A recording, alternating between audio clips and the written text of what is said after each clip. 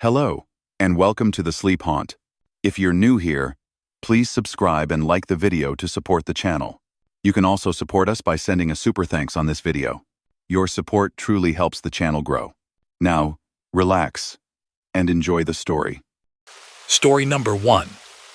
The night had closed in around the interstate like a great, patient animal, breathing slow and damp over the hills. Miles of two-lane blacktop unspooled beneath the tires of the long-haul truck, its trailer a quiet, humming shadow behind the cab. Inside, the dashboard glowed with soft amber light, gauges gently pulsing, as if the old machine had its own slow heartbeat.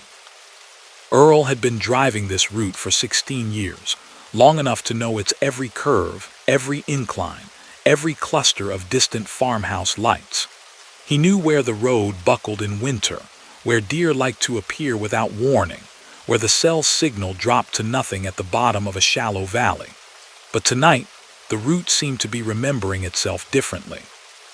The fog had started as a low, milky ribbon skimming the ditches, easy to ignore at first.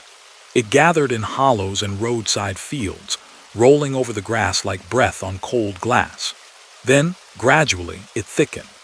It crept up over the gravel shoulders and onto the asphalt, dimming the reflection of Earl's headlights until the beams appeared to stop just a few dozen yards ahead, hanging in the air like two pale sheets. The world beyond that curtain simply did not exist. The hum of the engine and the faint rattle from somewhere in the dash were the only sounds. The radio, usually tuned low to a late-night country station, had dissolved into a thin, wavering hiss. Earlier, a song had been playing, something with steel guitars and a chorus about coming home, but the melody had broken apart in a warble of static, and then even the static had gone strange, thready and distant, like an old tape losing its magnetism. Earl had reached over, turned the dial a few notches, then finally shut it off. The sudden quiet had felt almost physical. The odometer numbers glowed steadily. The clock on the dash read 2:07 a.m. Earl shifted slightly in his seat, the fabric whispering. The steering wheel felt solid and familiar beneath his calloused hands, the leather worn smooth in the places where his fingers rested most. The coffee in the thermos had cooled to lukewarm, but he took a small sip anyway. Bitter, comforting. He knew he was between mile marker 217 and 218. He passed 217 exactly 6 minutes ago. On a night like this, with no traffic in either direction and fog stroking softly at the glass, 6 minutes stretched long and thin. He should be coming up on a rest area soon, the little one tucked against a dark stand of pines, with aging vending machines and a playground no one used after dark. He stopped there 100 times. It was a fixed point on the map of his nights. But the markers were not appearing when they should. He passed a reflective post on the right shoulder, leaned forward slightly, and saw only the faint suggestion of numbers through the blur of moisture. 217 again. He blinked once, twice, then glanced at the clock. 2:13 a.m. not possible. Not at his steady 70 miles an hour. Not with the engine purring in that consistent, familiar way. The road curved gently, just as he remembered. The fog pooled more thickly in the bend, making the world outside the front windshield flatten into a gray wall and the thin white ribbons of lane markings. Earl eased off the accelerator out of habit, listening closely, as if the engine might tell him something about where they were that the road would not. On his right, the shadowy shapes of trees loomed in and out of the mist. Tall trunks and tangled branches lined up like silent onlookers. On the left, the fog simply swallowed everything beyond the narrow shoulder. Every now and then, a fence post or the faint outline of a distant barn would materialize and then vanish again, as though the world were only being painted in small, begrudging strokes just beyond the cab. At 2:19, he passed another marker, 217. The realization arrived not like a sharp shock, but like a slow chill spreading through water. Something in the air felt off balance, as though the truck had slipped, unnoticed, from the familiar map into a slightly adjacent one where the rules bent just a little. The steering wheel remained steady. The engine note did not change. The tachometer might as well have been a metronome, ticking off a rhythm older than his own habits. He leaned forward again, peering through the fog as if he might spot a hidden turn, an unmarked exit, some obvious patch of his own error. But the road remained straight and disciplined, a double yellow line running taut down its center, the faded white edge marking the boundary of everything he could trust. He told himself there was a simple explanation. Maybe the highway department had misnumbered the markers. Maybe he had misread them. Maybe he was more tired than he realized. The thought of exhaustion brought a subtle heaviness to the back of his skull, a warm weight behind his eyes. He lowered the window an inch, letting in a ribbon of cool, damp air. The scent of wet earth and distant pine crept into the cab, grounding and sharp. The mist slid in, too, a delicate ribbon curling along the sill. It clung to his arm hair, cool and almost silky. He shivered and rolled the window back up, the faint thump of the seal surprisingly loud in the quiet. Far ahead, or what passed for far in this compressed landscape, a glimmer of light appeared in the fog. Twin points, faint at first then growing steadily brighter. Headlights coming toward him. Relief loosened something in his chest. Another vehicle meant connection, confirmation, a small proof that he wasn't the only soul moving through this strangeness. He watched the lights approach. The fog around them glowed softly, blooming as the beams pushed against it. Yet as they drew closer, he realized the lights weren't quite aligned the way they should be. One sat slightly higher, or perhaps farther back. They floated gently in the fog, somehow not entirely fixed to a point. He flicked his own headlights from low to high and back again in a courteous warning. The approaching lights did not respond. Slowly, they drifted to the edge of his vision, then passed. As they did, Earl turned his head, instinctively tracking the other vehicle. There should have been the rush of displaced air, the blur of a shape, a car, a pickup, another rig. Sound, any sound. There was nothing, just a faint disturbance in the corner of his eye, like a reflection moving across glass. Then the rearview mirror showed only a pale, formless glow receding into the distance, dissolving into gray. He swallowed, feeling the small motion distinctly in his throat. The clock shifted to 2:27. The next marker surfaced out of the fog a few minutes later, its green surface beaded with droplets that flooded with white as his headlights touched them. 217. Again, clear this time. No room for doubt. A low murmur of unease threaded through the quiet cab. Though Earl's breathing remained even, the human mind, he knew without quite knowing how, did not like loops. Highways, like days, were meant to move forward. He had lived his life in miles and hours, and both had always agreed with one another. Tonight, they did not. The CB crackled awake suddenly, thin and whispery, as if someone far away had accidentally leaned on the talk button. A wash of static rolled through, then something that might have been a voice, blurred and watery. A single syllable, stretched and smeared. E. Then it broke apart again. Earl's hand hovered over the microphone, but he didn't pick it up. The truck's tires hummed steadily on the damp asphalt. The fog pressed close against the windshield, pattering softly now and then as droplets accumulated and slid down the glass in languid trails. The wipers squeaked lightly across the moisture, a small, repetitive sound. He wondered briefly how long he had been alone in this pale tunnel. Not in minutes or miles, but in that other measure that existed under the surface of the world, the one that came out only on certain nights. Then up ahead, a soft glow emerged. Not headlights this time, but the diffuse, familiar spill of sodium lamps bleeding into fog. The rest area. Its entrance sign loomed, faint but legible, the white reflective letters announcing its presence with reassuring normalcy. He signaled out of habit, though no one rode behind him, and guided the truck gently onto the exit ramp. Gravel crunched faintly under the tires as the rig slowed. The small circle of the rest area emerged. A ring of damp pavement, a few picnic tables hunched under shelter roofs, the brick building with its vending machines glowing inside like miniature aquariums. The fog pooled here in thicker drifts, curling around the bases of the lamps, turning their halos into soft, golden smudges. He parked with a soft sigh of brakes and turned off the engine.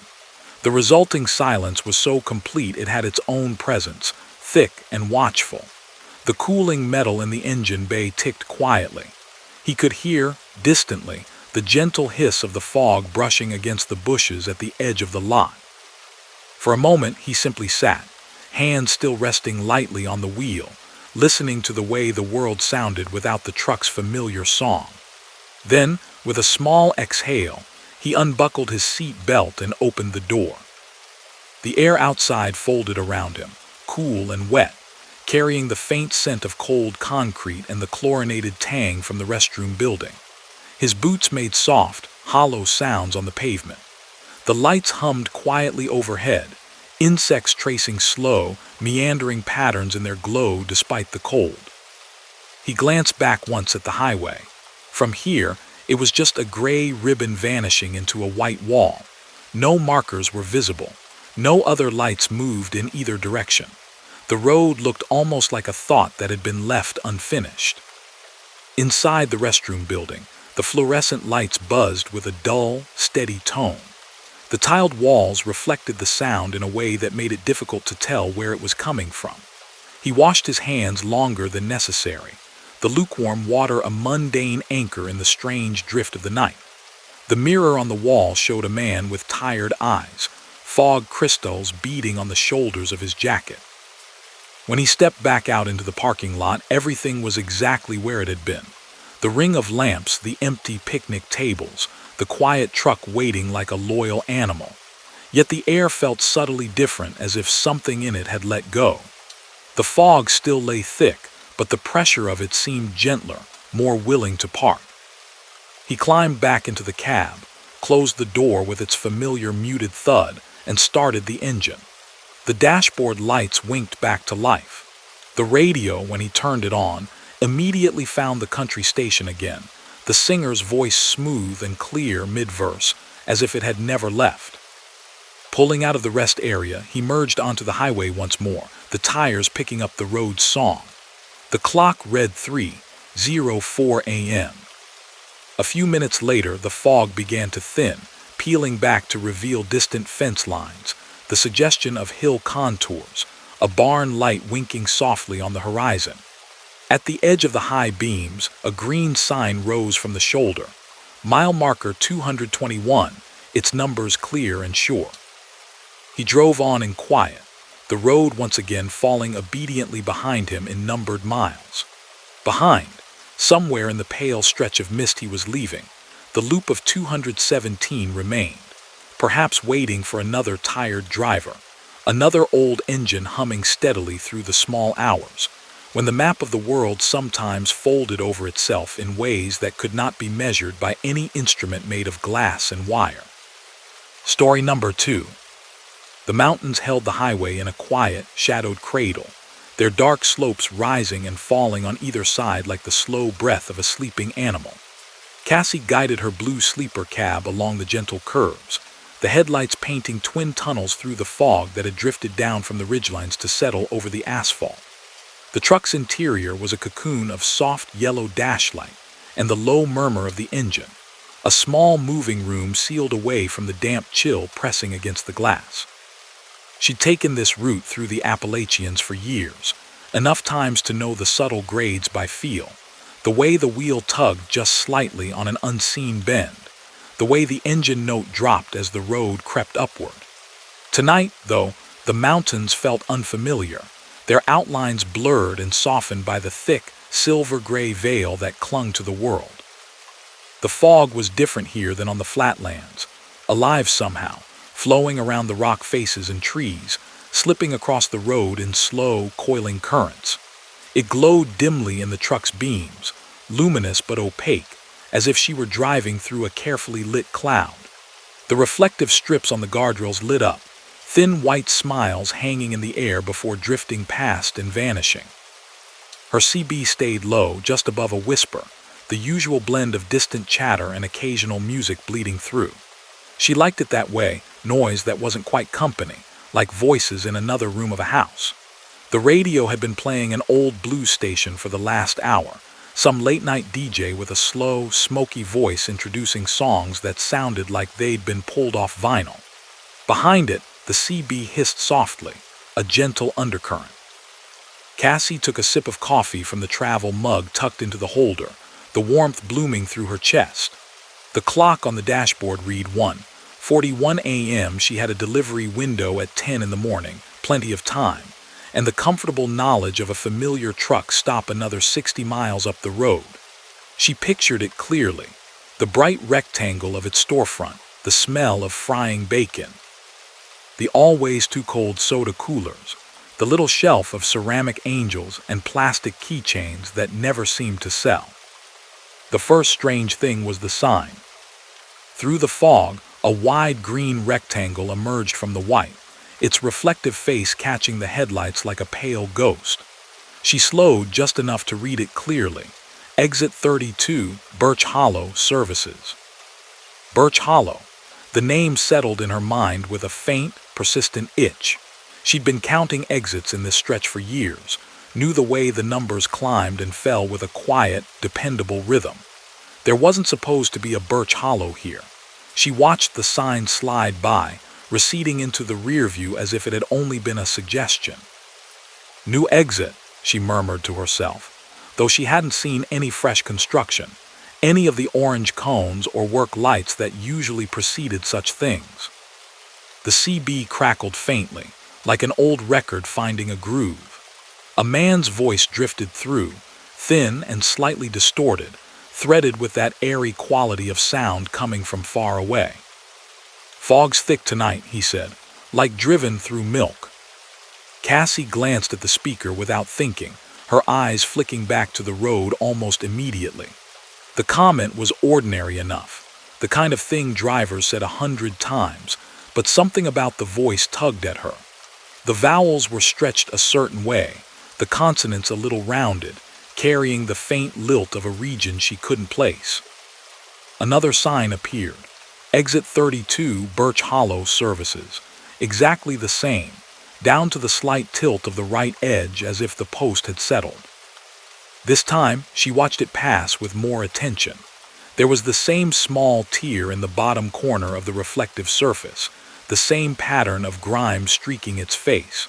Her fingers tightened on the wheel, just enough to feel her knuckles respond. The coffee warmth seemed to cool a little, settling heavier in her stomach. "Anybody else out on 78 tonight?" The CB voice drawled, closer now, though still with that faded quality. "Got this fog sittin' on the road like it owes rent." Cassie reached for the mic without fully deciding to, the cool plastic smooth under her fingers. She hesitated, thumb hovering over the talk button. It was late. She'd been driving for hours. Mistakes made themselves in the small hours. She set the mic back in its cradle. Outside, the fog folded and unfolded in slow, sinuous gestures. Tree trunks loomed briefly out of the gray on either side, dark and damp, then sank back into formlessness. Here and there, the ghostly silhouettes of reflectors on the hillside pierced the haze like small, watching eyes. 3 minutes later, the third Birch Hollow sign surfaced ahead. Her heart didn't jump. It simply settled into a slower, more deliberate rhythm, as if it too were trying to step carefully. The sign was the same. Exit 32, Birch Hollow Services. Same tilt, same streaks, same tiny tear.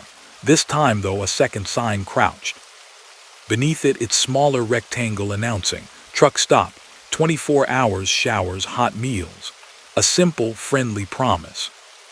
On the CB, the man's voice came through again, clearer now as if he'd turned up his own volume. "You hear me out there, Blue Diamond?" he asked. "See that fog?"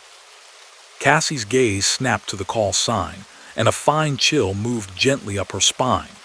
Blue Diamond had been her father's handle. He'd driven these same highways before she was born, the name painted in neat white script on the side of his cab. His truck had been retired and sold off years ago, its paint long since faded. "This is some real pea soup," the voice went on, conversational. "Gonna duck off at Birch Hollow, warm up a bit. Coffee at Mabel's will cut right through this stuff. The engine hummed steadily, a faithful, grounding presence. The steering wheel vibrated faintly under her palms, a soft reminder of motion and physics and ordinary things.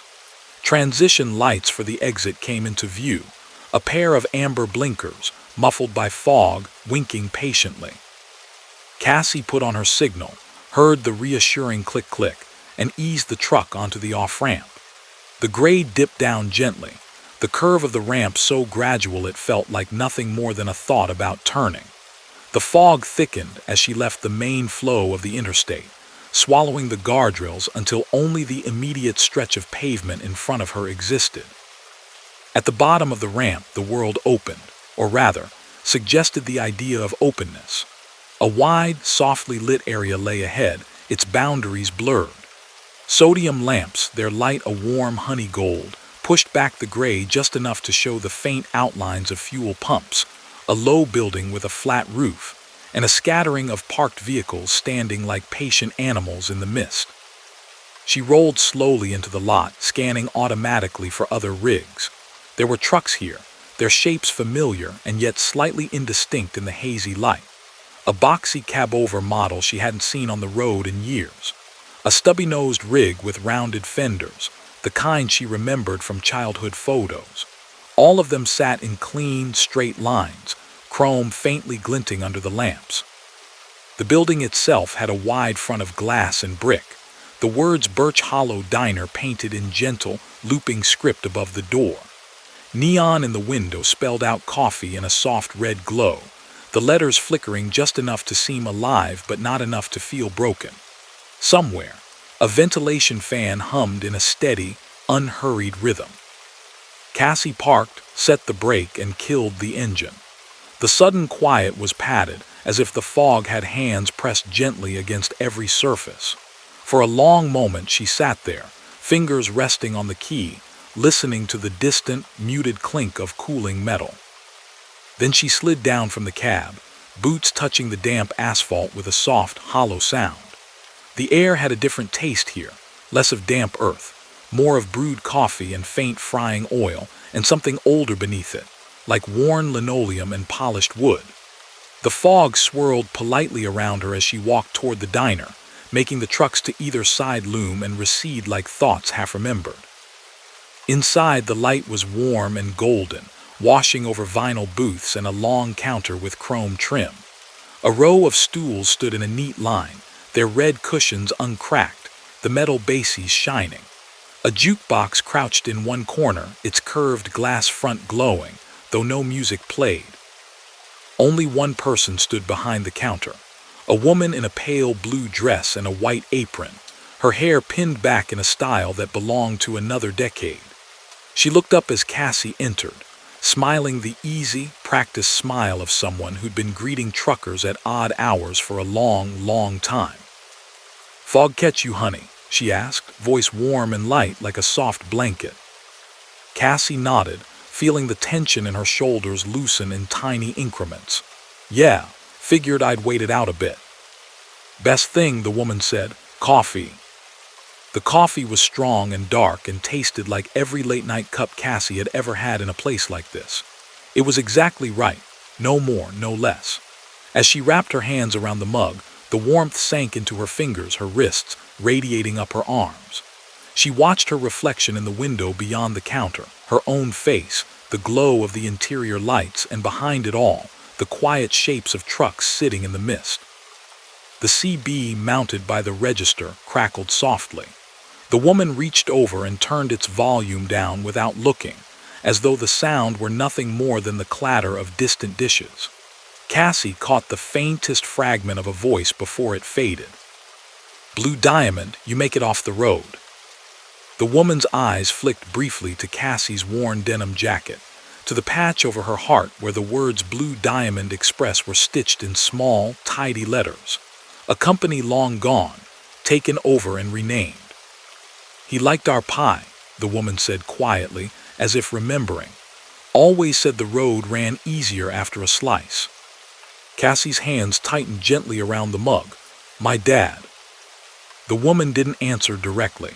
Instead, she topped off the coffee, the sound of the liquid a small, steady waterfall. "Fog's tricky through these hills," she said. "Has a way of folding things. Best to let it settle before you try and straighten anything out." They talked of ordinary things then, roots and weather, and the way the mountains changed with the seasons. The diner's clock ticked steadily on the wall, its hands moving with unhurried certainty. Somewhere in the back, dishes clinked softly, though Cassie never saw anyone else move through the kitchen door. When she finally stood to leave, the woman handed her a small paper bag. "For the road," she said. "Slice of apple on the house." Outside, the fog still lay across the lot, but it felt lighter now, as if some of its weight had been poured into the bright little building. Cassie climbed back into her cab, set the bag on the passenger seat, and started the engine. The dashboard flared to life, familiar and grounding. As she pulled out of the lot, she glanced once in the mirror. The diner glowed softly behind her, a warm rectangle in the gray. For just a moment, as the angle shifted, the sign above the door blurred, and she thought she could see another name layered faintly beneath Birch Hollow Diner, like an old tattoo under fresh ink. Then the fog folded over it, and it was gone. The ramp rose gently back to the interstate. When her tires met the main lanes again, the fog seemed to thin almost at once, retreating to the shoulders, leaving the air ahead clearer, the stars faintly visible in a high, pale sky. The sign that greeted her there read simply, "Exit 44 Maple Run, no services." She checked the clock. 2:12 a.m. She had the strange, settled feeling of someone waking from a dream that had left no sharp edges, only a lingering calm. The coffee on her tongue was still hot. The paper bag on the seat beside her breathed the scent of cinnamon and butter through the cab. Far behind, somewhere in the folding hollows of the mountains, a small diner's lights might or might not be shining through the fog, waiting for the next weary driver whose memories rhymed just right with the road. Story number 3. The coastal highway clung to the edge of the continent like a narrow, uncertain thought, winding between black water on one side and dark hills on the other. Far below the guardrail, the ocean moved in slow, invisible surges, the sound of its breathing wrapped in fog. The marine layer had rolled in early that night, thick and deliberate, turning the world into a pale, hushed tunnel. Jonah guided the long-haul rig along the curves with the careful ease of habit, his hands resting light but steady on the wheel. The truck's headlights pressed against the fog and seemed to stop only a truck length ahead, carving two faint, yellowish cones in the gray. Beyond them, everything dissolved into softness. The dash glowed in cool greens and ambers, a familiar constellation. Speedometer, tack, fuel, air pressure. A small digital clock softly insisting it was 1:23 a.m. Inside the cab, there was warmth and order. The faint dry smell of old coffee and clean fabric, the gentle thrum of the engine, the occasional creak from the sleeper bunk behind him. The radio played low, a late-night station from somewhere inland fighting its way through distance and moisture. A singer's voice drifted in and out, disappearing completely every time the road curled tight against the cliffs. The fog here was different than any Jonah had seen on the flatlands. It wasn't just hanging in the air. It was moving, flowing in slow tendrils around the truck, sliding across the windshield in lazy, luminous wisps when caught by the beams. Sometimes it seemed to rise from the sea itself, drifting over the guardrail in pale waves. His wipers whispered steadily across the light mist clinging to the glass. He knew this stretch in theory more than in practice, a secondary coastal route he'd only recently added to his runs. During the day, he'd been told the view was spectacular, steep cliffs, endless blue seabirds wheeling. Tonight, the world consisted of asphalt, paint lines, fog, and the suggestion of a drop to his right. The guardrail posts appeared, one by one, bright in the headlights and then gone, like a slow metronome marking out the miles. The CB was on, turned down low. An occasional fragment of chatter had drifted through earlier in the night, drivers swapping weather updates, talking about coffee, joking in the aimless way that made the miles pass easier. Lately, though, the speaker had been quiet, reduced to the soft, steady background hiss of an empty channel. A low, mournful sound floated in from outside, a foghorn somewhere out to sea, its call long and patient. Jonah felt it through the wheel as much as heard it, a subtle sympathetic vibration. The sound came again, closer this time, threading through the quiet of the cab. The first odd thing was small enough that he almost missed it. The GPS unit on his dash, its screen turned down to its dimmest nighttime setting, showed a simple white line for the highway and a slow, pulsing arrow representing the truck. He glanced at it out of habit as he came out of a gentle curve, and watched, just for a second, as the arrow seemed to jump backward and then forward again, like a heartbeat stuttering on a monitor. He frowned, leaned a little closer. The road line trembled at the edge of the fog's reflected glow. The GPS recalculated with a tiny spinning icon, then settled once more, insisting everything was normal. Ahead, the white lines on the asphalt rolled under his tires in steady rhythm. He told himself it was the weather, the cliffs, the way signals bounced strangely along rock faces and over open water. The CB crackled suddenly in the quiet, a brief burst of static that made him glance over. The red power light glowed steadily. The channel number sat fixed on 19. Through the static, a voice threaded its way, thin at first, then clearer, as if moving up through layers of distance. "Night's sittin' low out there," it said. "Fog's got her arms around the whole coast." The voice was male, middle-aged, the consonants softened by a familiar coastal drawl. There was something about its tone, calm, easy, carrying the faintest hint of amusement, that made Jonah's fingers momentarily still on the wheel. The handle that followed slid through the speaker, as naturally as breath. Seagull clear and listening. Jonah's throat tightened before he understood why. Seagull. It had been years since he'd heard that handle spoken aloud. It had belonged to his older brother, back when they'd been kids riding along in their father's cab on summer nights, pretending the world outside the windshield was theirs to command.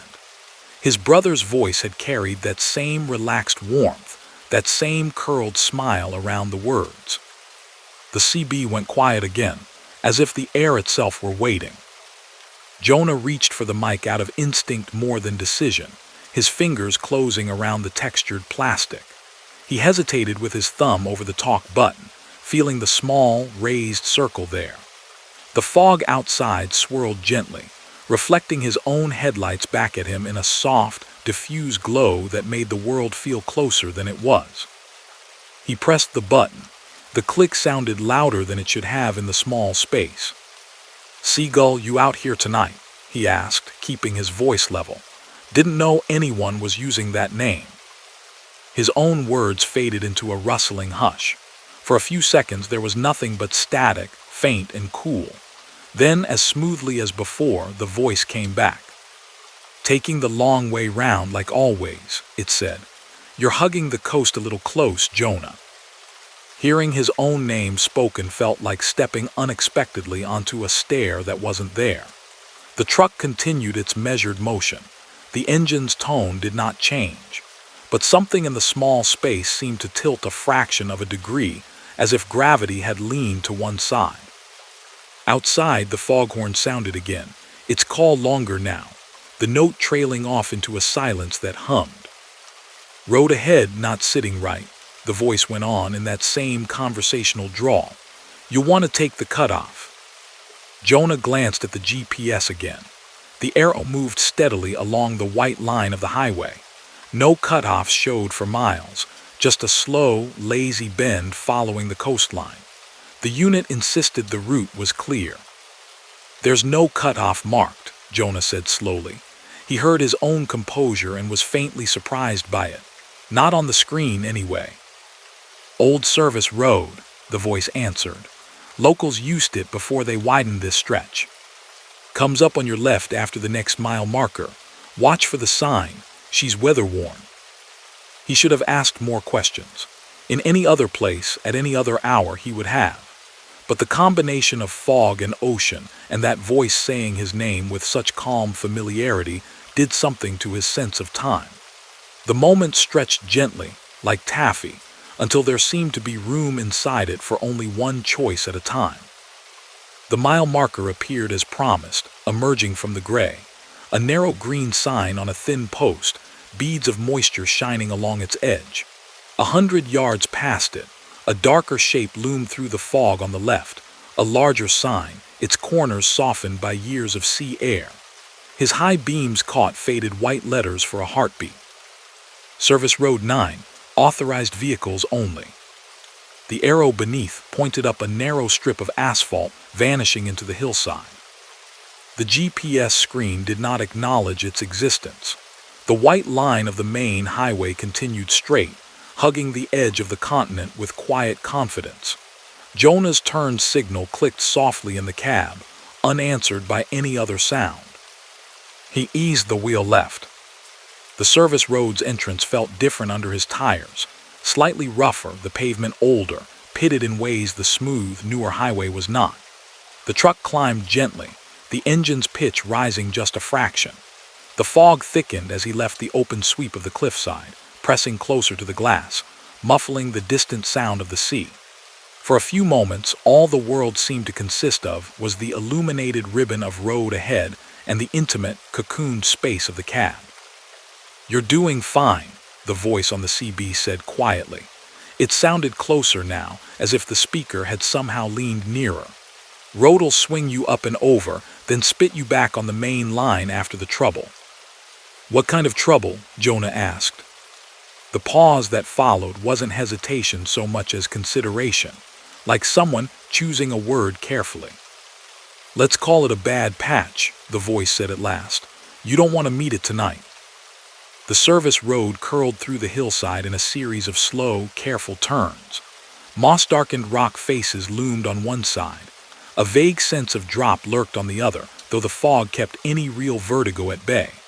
His headlights picked out the silver threads of wet grass at the edge of the asphalt, the dark, glistening shapes of damp boulders. Somewhere overhead, unseen, a gull called once, sharp and lonely. At one bend, for just a heartbeat, the fog thinned through the trees. Below, the faint glow of red and white lights flickered in a cluster along the main highway. Headlights, taillights, strobes from emergency vehicles, all blurred into a small, distant constellation. Then the road curled back into the protective gray, and the glimpse was gone.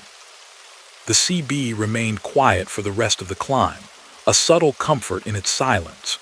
Jonah's hands moved steadily on the wheel, guided as much by muscle memory and the simple logic of the pavement as anything else. There were no sudden drops, no impossible angles, just an old road doing what old roads did, carrying him from one place to another. After what the dashboard clock insisted was only 12 minutes, the service road straightened briefly, then sloped downward. Ahead, a green sign emerged from the fog, newer than the last, its reflection bright and sharp. "Merge Highway 17, 500 feet." The on-ramp joined the main highway smoothly, the line of his path arcing gently back toward the coast. As his wheels crossed the faint seam between old asphalt and new, Jonah felt something ease in the air around him, like a held breath being released. The fog began to thin in subtle degrees. First, the beams of his headlights seemed to reach a little farther. Then the outline of the opposite lane's guardrail grew clearer. Finally, a faint, low line of horizon appeared where sky and sea might someday separate again. The foghorn's call faded behind him, replaced by the more distant hush of waves against rock. He glanced in the mirror as he straightened out, looking for the service road's entrance behind him. There was only a smooth, continuous wall of rock and brush, slick with moisture, the highway carving its single, obedient line along the edge. No side road, no weathered sign. The GPS recalculated one last time and then presented him with a simple truth. He was exactly where he should be, on Highway 17, heading north along the coast. No deviation registered, no extra loop drawn. The arrow pulsed calmly. The CB crackled once, a tiny exhale of sound. Then the faint music of other drivers' conversations rose up, someone asking about snow farther inland, someone else joking about coffee. The channel was alive again, ordinary and oblivious. Jonah picked up the mic, thumb resting on the button. "Seagull," he said quietly, "you still riding out here?" Only static answered, soft and unremarkable. The handle drifted away into the hiss like a stone sinking through water. After a few seconds, the CB settled back into the comfortable background murmur of anonymous voices. An hour later, at a small way station tucked into a curve of the hills, a highway patrol officer mentioned, almost in passing, that a section of 17 had been closed just south of there an hour earlier. Some kind of rock slide, he said. No one hurt, just a long, frustrating closure in the fog. Backup for miles. Funny thing is, the officer added, stamping Jonah's paperwork with a neat, practiced motion, they say that old service road up there, been impassable for decades. Landslides took it out years back. Can't even see where it used to connect from the main line anymore. Nature just took it back. Jonah said nothing. On his way out of the station, he noticed a spray of fine, pale dust along his truck's steps and fenders. Not the darker grit from the polished highway, but the light, powdery kind that clung to older, less traveled roads. Later, in the quiet of some distant truck stop, he would find an old snapshot tucked into an album. Two boys standing beside a younger version of the same coastal highway, an older sign behind them reading Service Road 9, authorized vehicles only. His brother's arm sat slung around his shoulders, easy and sure, the ocean fog curling in the background. On certain nights, when the marine layer rolled in heavy, and the foghorns called unseen from the water, somewhere along that cliff-lined stretch of highway, a calm voice on Channel 19 still spoke as if the years had folded thin, offering directions down roads that didn't quite exist anymore, to drivers who needed just a little help finding a safer way through the mist. Story number 4.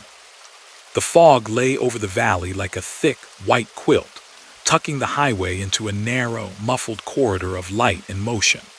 It had rolled in off the river at sundown, and only grown denser as the night deepened, until the world outside the beams of the semi's headlights was nothing more than a soft, glowing blur.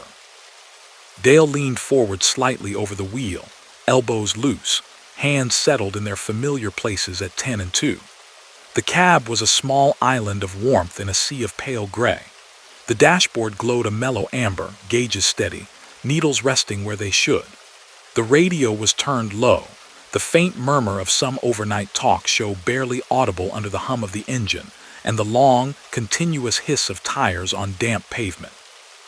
He was somewhere in the wide farm country between cities, on a stretch of interstate that normally offered a wide, endless view of fields and irrigation canals by day.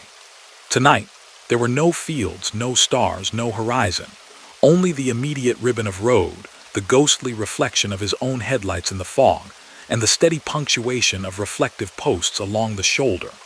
Each one stepped forward out of the mist, flashed bright white, then sank back into the gray behind him. The digital clock on the dash read 2:04 a.m. The schedule was comfortable. He wasn't rushing, just gliding along at a safe and steady 50 in the right lane, eyes tracking the faint shine of lane markings.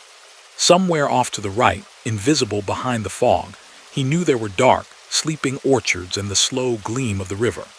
To the left, another pair of lanes continued in parallel, though they might as well have been on the far side of the moon.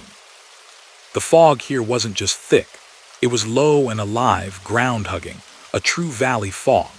It turned the beams of oncoming cars into great smudged stars that emerged suddenly and went past with a muted whoosh, gone almost before his brain could register them.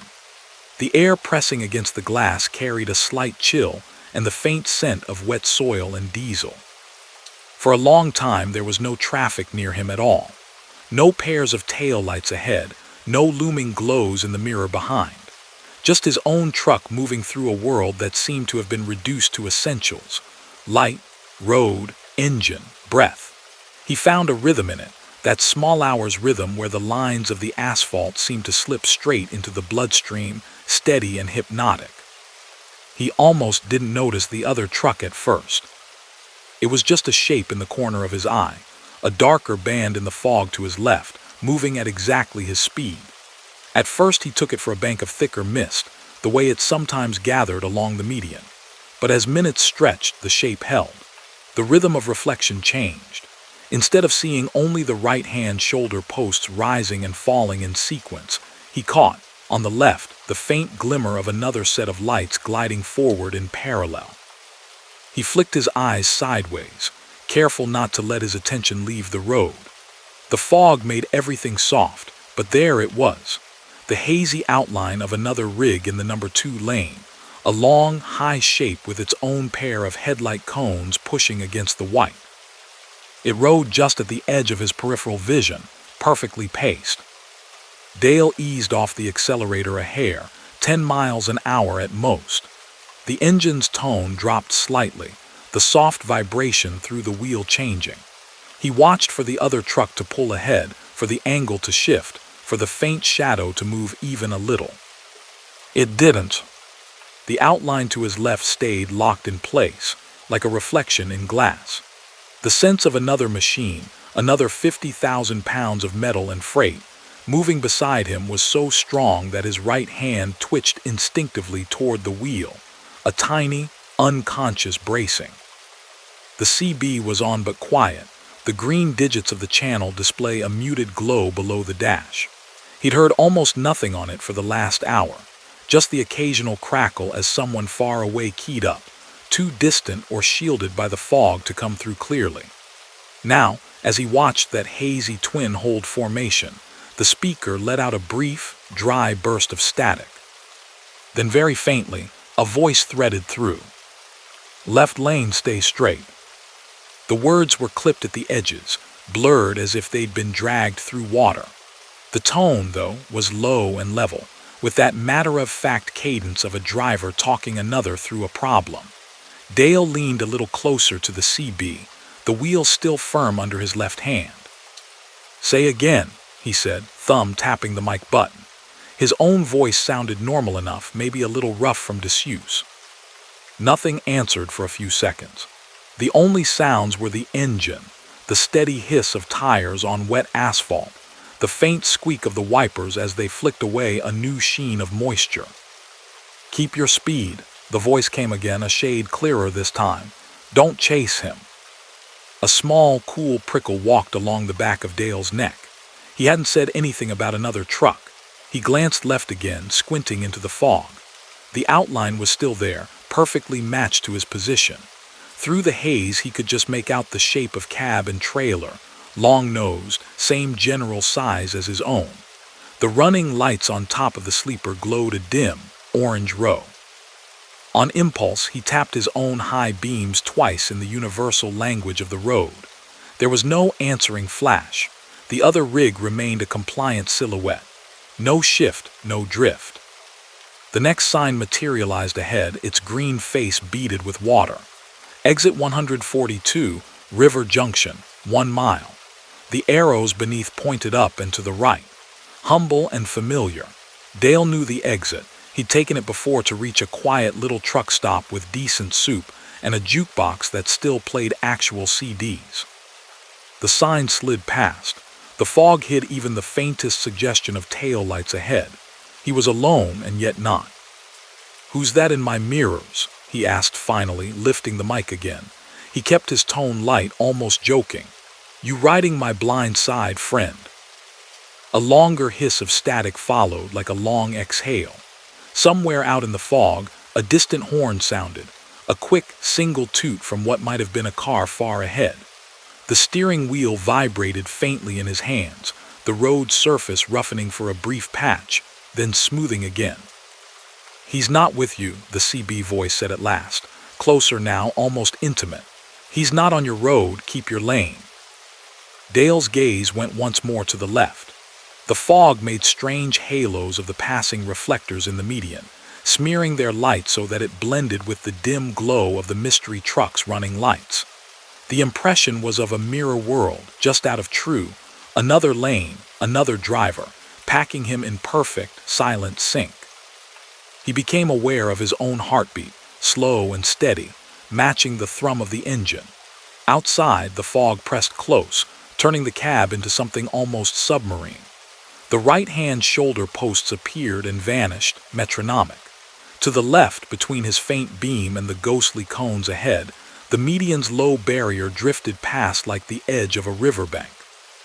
The ramp for exit 142 loomed out of the white, then fell away to the right. As his truck rolled past the gore point where ramp and mainline split, the parallel shape to his left seemed, for just a heartbeat, to waver. The fog thinned in a brief breath. In that instant, Dale saw, not clearly, not as in daylight, but enough, a battered guardrail on the left lane's outer edge. Fresh abrasion marked its length. The metal scraped bright beads of moisture catching the light. Beyond it, down in a pocket where the fog didn't quite reach, there was the suggestion of twisted metal farther down the embankment. A dark mass, still and hulking, resting at an angle that trucks were never meant to rest at. And then the fog folded over again, as if a hand had smoothed a sheet, and the sight was gone. The parallel silhouette on his left returned to its former, steady pace. He realized with a slow, settling certainty that his grip on the wheel had tightened. He eased his shoulders, rolled them once carefully. The engine note had not changed. The truck was moving true. The CB crackled once more. "Just stay where you are," the unseen driver said gently. There was a thread of something like sadness in the tone, but also something like relief. "You're on the good line. Let him run his." Dale swallowed, the motion loud in the small space. "Copy that," he replied quietly, staying put. He did not speed up again to test the other truck's timing. He did not drift left to see how close the silhouettes could come. He held his lane, 50 miles an hour, right where the white line curved under his wheels like the edge of a careful decision. Mile by mile, the fog began to loosen its hold. It was subtle at first. The headlight beams seemed to reach a little farther, the reflective posts appearing a fraction earlier. Distantly, the faint red glows of other vehicles began to prick at the edges of his world. The low, white sea around the truck broke into banks and wisps, revealing dark hints of trees, the faint, square shadows of farm buildings. As the first pale wash of dawn began to touch the eastern sky, the valley let go completely. Fields emerged, flat and damp and silvered, stretching away into the lifting mist. The river showed itself as a long, calm band, its surface marbled with early light. The left lane lay clear beside him. No trucks. No fresh scars in the rail now visible, though faint. Older damage marred a stretch near the overpass ahead. Whatever he had seen through that gap in the fog, whatever had been lying down there in the shallow hollow, was either gone or hidden by angle and distance. The CB had returned to its ordinary life. A pair of drivers far behind him comparing fuel prices, someone mentioning a storm 3 states away.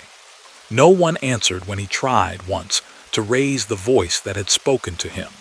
No one on frequency 19 admitted to being anywhere near mile 142 in the fog. Later that morning, over eggs and coffee at the truck stop off exit 156, he heard a couple of locals at the counter mention a bad wreck a few winters back. Fog, a sleepy driver, a sudden drift into the median, a long skid across to the opposite lane, the final tumble over the guardrail. It had closed the interstate for hours. The driver hadn't walked away. "Left lane near the river junction," one of them said, sopping up yolk with a triangle of toast. "Same spot folks say the fog sits heaviest." Dale said nothing. When he stepped back out to his rig, the air was already warming, the last of the mist burning off the fields. The highway gleamed dull and ordinary under the sun. He climbed into the cab, shut the door with its solid, familiar thunk, and sat for a moment with his hands on the wheel, listening to the quiet. In the rearview mirror, for the briefest fraction of a second before he started the engine, the world behind the trailer seemed to fill with a soft, pearly white, as if a pocket of fog had been waiting just there. In it, Something like the outline of another truck appeared beside his own, then thinned, dissolved, and was gone, leaving only the clear morning and a strip of road stretching away, empty and uncomplicated. He turned the key. The engine caught, steady as ever, and the gauges rose to their marks. Ahead, the interstate ran on in a long, clean line, the kind of road where nothing at all needed to happen if a driver simply stayed where he was supposed to, in his lane, letting the miles go by. Story number 5. Across the wetlands, the highway rode the night like a raised silver ribbon, held aloft on concrete pillars sunk deep into dark water and mud. On either side of the elevated lanes, the marsh stretched out into murk and mystery, still black pools, stands of cypress, tangles of reeds that swayed in winds he could not feel. Somewhere down below, frogs called in slow, patient patterns, and unseen things shifted in the shallow water. Up here, in the cab of his rig, Kenji traveled through a world that was mostly fog and light. It had risen from the marsh after midnight, first as thin smoke curling up from the water, then as a gauzy sheet that climbed the pilings. By 2 in the morning, it had wrapped the causeway completely, blurring the guardrails, softening the hard edges of concrete and steel until the highway seemed to be floating in a cloud. Inside the cab, everything felt close and contained. The dashboard glowed in gentle greens and oranges, gauges steady and unhurried. The heater pushed a mild warmth through the vents, carrying the faint scents of plastic, coffee dregs, and the clean cotton of freshly washed seat covers. On the dash, a little Lucky crane folded from receipt paper bobbed slightly with the motion of the truck. The engine's deep, even hum threaded through it all, constant as a heartbeat. Kenji's hands rested easy on the wheel, fingers loose over worn leather. The wipers swept rhythmically across the windshield, clearing the fine mist that endlessly formed and reformed. Beyond the glass, his headlights reached only so far before dissolving into a glowing white wall, turning the world ahead into suggestion rather than certainty. Overhead, the pale glow of sodium lamps appeared and slipped away, each one briefly touching the fog with a halo. Reflections from the wet concrete barrier rolled along beside him, a continuous smear of dim light. The sensation was of moving through a suspended, self-contained corridor. He checked his mirrors more often than usual in weather like this.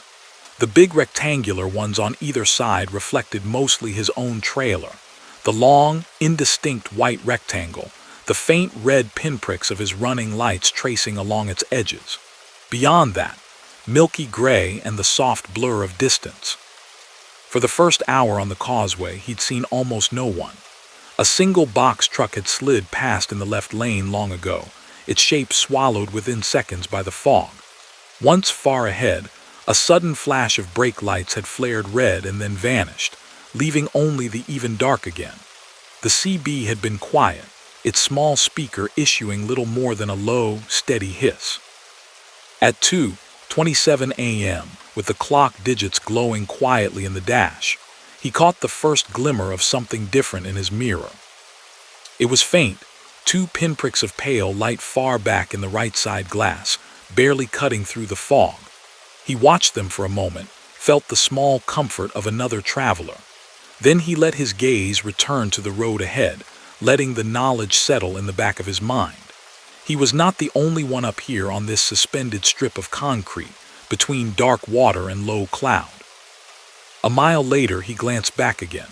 The 2 headlight points were closer now, steady and even. But just behind them, or perhaps offset by a lane, another pair glimmered into being. 4 small stars now, floating in the mist. He eased his foot off the pedal ever so slightly, dropping 5 miles an hour. The engine tone dipped. The sensation of weight shifted forward an inch. In the mirror, the lights responded, not at all. They remained at the same distance, gentle and unwavering. He frowned, the motion slight, barely creasing his forehead. Maybe the driver behind him had eased off too. It happened. People matched speeds without thinking. Another mile passed. The fog hugged the barrier hard, pressing against the glass in a way that was almost tactile. The wetlands below remained entirely hidden, only their faint earthy scent sneaking up in damp threads through the truck's vents. The highway's expansion joints thumped softly under his tires at regular intervals, a slow, comforting cadence. In the mirror, a third pair of headlights bloomed into existence behind the first two sets, as if someone had quietly turned on another star. 3 vehicles now, lined up at measured distances, all refusing to gain or fall away. He watched longer this time. The lights didn't waver, not a slight bob, not a flash of high-beam courtesy, just perfect spacing as if drawn onto the glass. The CB crackled, a brief, dry sound breaking the quiet. He flicked his eyes to the unit mounted above, its channel display glowing a steady 19. The hiss of static thickened, then thinned, and under it something else emerged, the faint warble of music. Not the crisp tones of a modern station, but the soft, slightly tinny sound of an old recording came through, threading its way into the cab. A man sang a jingle about gasoline and open roads, the melody old-fashioned and oddly cheerful. The ad tag at the end mentioned a brand that had disappeared from highways decades ago. Kenji reached up and turned the CB volume up a notch. The music faded, replaced by voices. Fog's rolling thicker than pea soup down by mile 63, someone drawled. The tone carried an easy, unhurried rhythm. Y'all keep M between the lines out there. Another voice answered, its consonants rounded by a different accent. Copy that, long wire. Got my lights on bright and my coffee on hot. Little Crane, you still with us? The name folded neatly into the air, slotting into a space inside him that hadn't been touched in years. Little Crane, his grandfather's handle. The old man had been telling stories about the line of rigs he used to run with since before Kenji was big enough to see over a steering wheel. He stared at the CB for a beat too long, then forced his gaze back to the road. The highway ahead unspooled without drama. The tunnel of fog did not change. The wipers squeaked once, then settled. His hand found the microphone.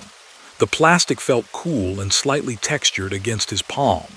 He hesitated, thumb resting over the talk button, then pressed down. "Breaker 19, he said, his voice low and even despite the strange tension collecting at the base of his neck. "This is Kenji, who's calling for Little Crane." For a moment, silence. Only the whisper of static, the low murmur of his own engine, the distant, blurred calls of marsh birds below the concrete. Then a new voice came through, warmer, with a particular gentle rasp he'd heard in recordings and remembered from childhood visits. There was a smile in it, worn and fond. "Thought you might be awake," it said. "Fog like this, nobody sleeps on the causeway. How's the road feel, kid?" He didn't answer right away. The truck rolled smoothly on, its tires singing their steady, wet song. In the right mirror, those distant lights behind him, now 4 pairs, he realized, arranged at neat intervals, glowed like a string of beads laid over the curve of the highway. "Feels quiet," he managed. "Who am I talking to?" "Just an old line keeping you company," the voice replied. There was amusement in it now. "You got a hump coming up couple miles ahead. Someone sitting dead in the left lane at the top of it. No lights, no triangles. Don't drift over to pass, you hear? Stay right till you're past the crest." Kenji's eyes flicked to the GPS mounted on the dash. The tiny map showed a gradual rise coming up, the thin green sliver of the causeway arcing slightly over a wider finger of the marsh. No icons, no warnings, just the steady arrow representing his own truck. He swallowed. "You sure about that?" he asked, though his hands had already tightened fractionally on the wheel, his body tilting the barest degree toward the right lane. "Seen it," the voice said simply. "You just keep your line, Little Crane's boy. We've got your back door." He should have asked more questions. Who was we? How did they know his route? How did they know his grandfather's name, his family's old handle? But the fog had an odd way of softening logic, of making one thing at a time feel like enough. Outside, the pale veil seemed to thicken as the incline began. The barrier on his left vanished into a featureless wall of white. The faint glow of the overhead lamps grew more diffused. The sensation was of climbing into a cloud. In his mirrors, the procession of headlights behind him had grown. 5, 6 pairs now, spaced with uncanny regularity. Their beams did not flare or dim. They simply burned, small and steady, marking a ghostly queue of machines that never quite drew nearer. He kept to the right lane, hugging the subtle curve of painted line. His speed bled off just a touch, the engine settling into a lower, more controlled note. The grade under his tires rose, the thump of expansion joints now accompanied by a faint change in pitch as the concrete angled upward. The CB stayed open, a soft rustle of distant conversations drifting through. A woman's voice mentioned a truck stop long since shut down. Someone else joked about cheap cigarettes at prices that made no sense. The sound quality carried that unmistakable, fragile thinness of older recordings, like voices pressed onto magnetic tape. "Easy now," the warm rasp said. "Just a little farther. Don't let that left lane look too pretty." His foot hovered steady above the pedal. The fog ahead brightened, just at the top of his beams, an indication of a crest in the road. The world beyond it was nothing but luminous white. And then, as he rolled over the highest point, the thing in the left lane appeared out of the fog at the very edge of visibility.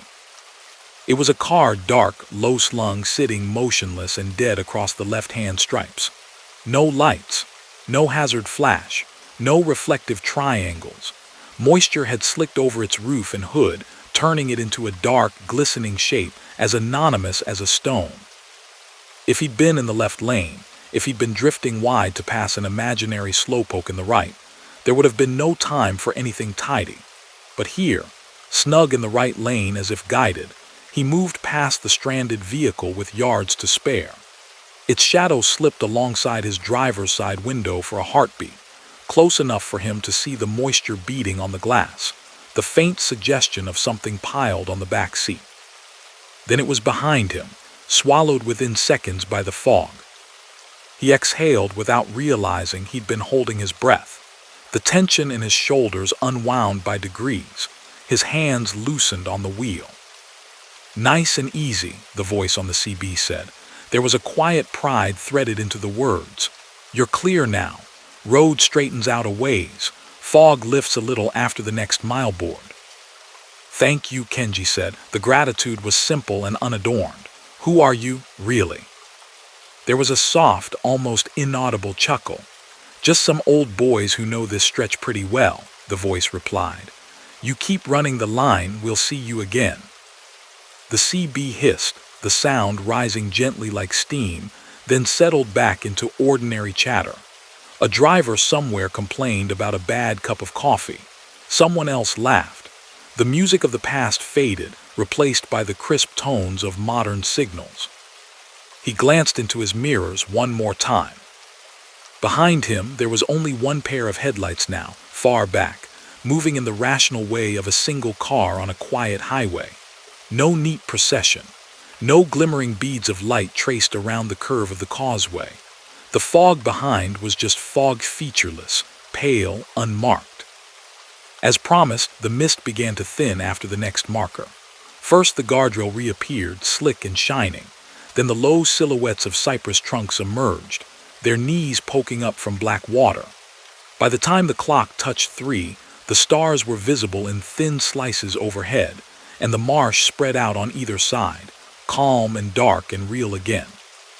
Hours later, in a truck stop diner set far back from the highway, steam curling gently up from his bowl of soup, Kenji noticed a wall of old black and white photographs near the restrooms.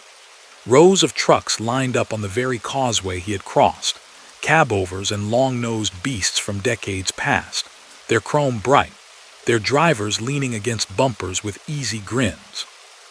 A hand-painted banner in one picture read, "The Line Riders, 72."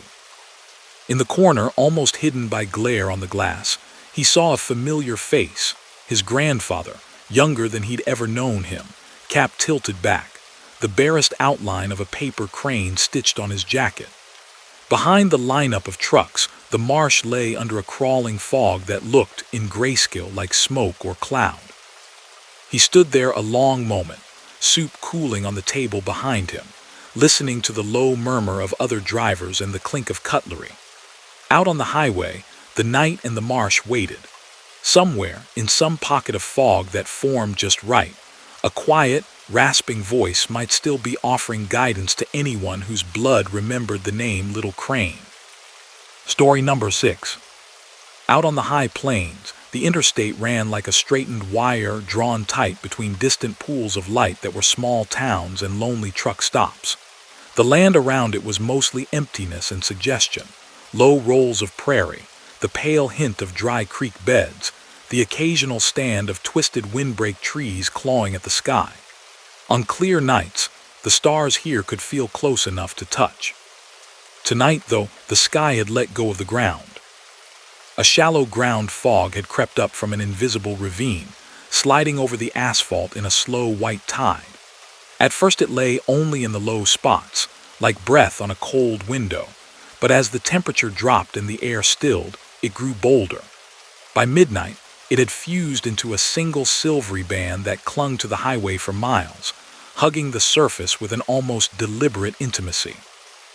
Maria's rig rolled toward it with the heavy, measured authority of a ship meeting unfamiliar waters. The cab was a self-contained world of muted light and soft sounds, the warm amber glow of the dash, the low purr of the heater, the quiet tick of a dangling keychain bumping gently against the steering column with each minor vibration of the road. Coffee steam curled lazily from the travel mug in the holder, carrying the dark, pleasantly bitter scent she associated with the small hours. The radio had been tuned to a late-night talk show earlier, but the host's voice had dissolved into a wash of static as she climbed to this higher stretch of highway. Now, the only consistent sounds were the rumble of the engine and the almost soothing hiss of the tires on dry pavement. Out beyond the glass, the last clear stars winked out, one by one, behind the rising veil of fog. She sat forward a little, more out of respect than worry. Fog was a familiar thing, another condition on a long list: rain, wind, sleet, tire chains. She rolled her shoulders once, grounding herself in the feel of the seat against her back, the weight of the wheel in her hands. The truck moved steadily, 70,000 pounds of steel and freight riding a skinny ribbon of concrete through a world that was slowly being erased. The first white tendrils licked at the beams of her headlights, swirling lazily in the cones of light. Then the entire windshield view blurred, edges melting away, until there was nothing ahead but a softly glowing tunnel where the farther end never quite resolved. Road markings floated up into existence beneath her tires and slipped away behind, as if they were being painted just for her, and then unmade. An electronic chime sounded from somewhere up ahead before she saw the source. A quarter mile down the road, an overhead message board materialized from the fog, its rectangular shape haloed in diffuse amber glow. As she drew closer, orange letters resolved on its face, hanging in the mist. Dense fog ahead. Use low beams. Reduce speed. The message was perfectly ordinary, the kind she'd seen 100 times. Still, something in the way the words floated in the fog, bright, almost hovering, made them feel less like an advisory and more like a quiet insistence. She tapped the brake pedal gently, dropping her speed a notch, and toggled the lights to low. The beams shortened, thickening the intimacy of the tunnel around her. The board slid past the top of the windshield and disappeared into gray behind the cab. Her world narrowed. Outside the side windows there was nothing but pale, moving cotton. The shoulder posts along the right flashed past as thin vertical ghosts, washed in her light and gone again. The familiar hollowness of the plains deepened. The fog cut off the last hints of distance, leaving only the sense of moving through a suspended room. The CB sat in its bracket overhead, its display a small green square in the corner of her vision. It had been quiet all evening, save for the occasional faint crackle of someone's distant joke or weather report. Now it gave a short, sharp pop, like someone clearing their throat. Maria's hand found the bottom of the wheel, anchoring there, while her eyes stayed on the softly glowing road. The hiss of static rose, then thinned. Through it, a voice emerged, low, calm, with the faint rasp of someone who'd spent a lifetime in rooms full of humming electronics. "Northbound 80, you're coming up on mile 314, it said, as if reading notes. "Fog's sitting heavier on the next stretch than what you've seen. Hold your lane, no passing." There was a clarity to it that made her think, automatically, of highway patrol or the disembodied announcers at old way stations. She flicked a glance at the GPS. The blue arrow marking her truck crept along a straight line labeled I-80. The little digital mile counter at the bottom clicked over, 312.7. She hadn't keyed the mic, she hadn't said a word. The voice hadn't used a handle or a name, it just knew. Another overhead board rose ahead, barely discernible until she was nearly under it. Amber letters swam into focus as the fog shifted. "Stay in right lane. No lane changes. 410 miles. Maria's fingers tightened minutely on the wheel, the leather warm under her palms. Message boards gave advisories, speeds, weather alerts. This felt more personal, more precise. She eased into the right. Lane center, the white line now a dull, intermittent flash under the truck. The CB crackled softly again, like fabric being smoothed. "Copy that northbound," the voice asked. There was no impatience in it, just steady expectation. "You're the only one in that segment right now." Her eyes stayed forward, watching the way the fog moved like breath against the beams. "Copy," she said aloud, though her thumb never touched the transmit button. Habit made the word quiet, contained. "Staying right." In the mirror, the world behind her was a soft, uniform glow. No headlights, no shapes, only the faint suggestion of her own trailer's edges. The highway's subtle undulations became more apparent as everything else fell away. She could feel, through the chassis, each slight rise and dip, every seam in the concrete. The expansion joints sounded like slow, repeating punctuation in an invisible sentence. Somewhere below the layer of fog, open land lay indifferent and broad. "Good," the voice said, as if she had in fact replied on channel. "In a minute you'll see another sign. It will tell you to merge left for construction. Ignore it. Stay right." Even before the sensible part of her mind could object, she visualized the orange diamonds, the barrel line tapers into single lanes. They were facts of the road, as common as gas stations and mile markers. Ignoring one was like ignoring a red light. Yet the voice had that matter-of-fact tone people used when they pointed out a hazard just around a blind curve. "Construction, been wrapped a long time on that stretch," it continued, unhurried. "Signs never got pulled on this side. Causes more trouble in this soup than it solves." Ahead through the white, a darker shape loomed, the silhouette of another sign gantry. As she approached, a splash of orange resolved out of the gray. A temporary diamond bolted to the post, its reflective paint bright in her lights. Left lane closed ahead. "Merge left." Beyond it, nothing but fog. The CB voice stayed soft. "Stay right," it said almost gently. "Trust the paint under your wheels." She drew a breath in through her nose, slow and steady, tasting the faint chemical tang of plastic and warmed wiring. Her hand stayed fixed, the tires humming a quiet affirmation of direction. The urge to obey the orange was physical, a trained reflex pressing lightly at her ankles and wrists. But the right lane ahead remained open and visibly clear, extending as far as the light allowed. As the sign slid past and vanished into the mist behind her, no new markings appeared. No flashing arrows on the shoulder, no narrowing stripes. Just the same, broad 2 lanes marching on. 300 yards later, another orange diamond announced work zone begin. She rolled under it, the fog mooting its urgency. No cones, No barrels, no workers in reflective vests materialized out of the white. Just past where she judged the closed section should have begun, the fog shifted oddly, thinning not above the road ahead but off to the left. For a fleeting instant, through that gauzy opening, she glimpsed the ghost of an older alignment, a parallel strip of cracked pavement half torn up, a scattering of forgotten barrels, an empty work truck flecked with rust. The image was faint, blurred by distance and vapor, and then it was gone. The current right lane beneath her continued solid and unbroken, painted fresh, the reflectors bright. Whatever work those signs had once announced belonged to another season. "Looks like you're past the worst of it," the voice observed. "Thought we lost you there for a minute." "Who is we?" Maria murmured, half to herself. The question drifted up toward the ceiling where the speaker was, as though it might find its way into the circuitry. There was a brief pause. On the other side of the windshield, the fog pulsed, brighter then dimmer, in a slow, steady rhythm as she passed under another unseen lamp. "Control," the voice said at last. "Old habits. Used to watch this stretch when the screens were green and the coffee was worse. Fog chews up the signals. Hard to see who's out here unless they glow a bit." He spoke as though he were still in some windowless room full of rattling racks and humming monitors, watching blips inch along.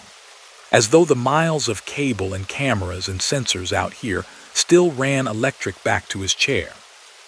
Maria's eyes flicked toward the center of the wheel, where her fingers had smoothed the leather over years. "You still on duty?" she asked quietly. "On nights like this." A hint of wryness colored the reply. They built themselves a new center a few towns over, all glass and touchscreens, left the old board to hum to itself, but someone's got to mind the fog. Can't have good drivers chasing ghosts into dead lanes. Ahead the fog began, almost imperceptibly, to thin. The tunnel she traveled narrowed as the white sheath lifted its grip off the ground and rose in tatters. The shoulder posts appeared sooner. The hint of stars pushed through above, watery and distant. The next overhead sign was a permanent green, its reflective face emerging as a muted rectangle. "Exit 327, service area 1 mile." Smaller letters beneath promised food, fuel, parking. The pictographs shone faintly. A gas pump, a fork and knife, a bed. "Good place to stretch," the voice said. "You've been in that band for a while. Fog'll be lighter on the back half of your run if you give it a few to move on." She considered arguing, schedule, miles left, the weight of habit that said keep going. But in her calves and shoulders, she could feel the subtle stiffness that came from long minutes of focused tension. The thought of stepping down onto solid concrete under proper light, even briefly, felt less like indulgence and more like discretion. She clicked the turn signal on. The soft tick-tick filled the cab, a metronome briefly louder than the engine. The exit ramp's arrow glowed ahead, a brighter smear in the mist. The truck eased off the main line and onto the gentle downward curve. As it did, the fog thinned further, drawing back as if in respect to the little cluster of civilization ahead. Sodium lamps grew taller and more distinct. The dark outlines of trees, a low-roofed building, parked cars took on sharper edges. "Appreciate the watch," Maria said, not reaching for the mic, just speaking into the air as she followed the painted arrows into the truck lot. "Just minding the wire," the voice replied, softer now, as though coming from a greater distance. "You stick to the solid lines. We'll keep the bad detours in the dark." The CB hiss subsided to its usual low, random burble. By the time she slid her rig into a marked space and set the brake, only the faint murmur of some far-off conversation remained, indistinguishable from any late-night chatter. She shut down the engine. The silence that followed felt thick but gentle, padded by the fog outside and the high, electric hum of the service plaza lights. When she opened the door, cool air wrapped around her, carrying scents of damp concrete, fryer oil, and faintly, pine from a few landscaping trees near the entrance. Inside the building, under clean fluorescent light, Drivers moved with the slow, tired purposefulness of people between long stretches of road. Coffee steamed in glass pots. A muted TV over the seating area glowed with the colors of a weather map. On one wall near the restrooms, a cluster of framed photographs caught her eye. Grainy images of the interstate in earlier days. Snowstorms, summer heat waves, a surprising flood. In one, an old control room filled the frame. Racks of monitors, analog gauges, a large board with small, square lights tracing the line of the highway. A man sat at the center desk, headset on, a paper coffee cup in hand. The caption below, in tiny engraved letters, read, "Regional Traffic Control Night Shift, 1989. The man's face was not entirely clear, the photograph slightly out of focus at that point, but the outline of his shoulders, the tilt of his head, the tired yet attentive set of his posture carried a familiarity. Beside the board, a hand-lettered sign read in block capitals, Fog Watch Zone 310-330. When Maria stepped back outside 15 minutes later, cup refilled, the fog over the service area had lifted still more. It clung only in low, languid banks beyond the far edge of the lot. Up on the highway, the banners of vapor still moved, but they were thinner now, more transparent. Back in the cab, she turned the key. The engine came alive, dash lights blooming. She merged again onto the interstate, the tires picking up the road's rhythm as if it had been waiting for her. The message boards ahead were dark now, their faces blank. The old orange diamonds along the shoulders had been turned edgewise, no longer facing traffic. In her mirrors, the night stretched out clean and uncomplicated, stars pricking through above the low haze. The CB stayed mostly quiet. Once, an hour later, as the last fingers of fog slipped away into open night, a familiar rasp surfaced briefly in the static. "Northbound 80, it said, almost like a sigh. "You're clear, good line, keep it straight." Then the channel folded back into ordinary sound. Jokes, directions, the rough, unremarkable music of drivers crossing miles.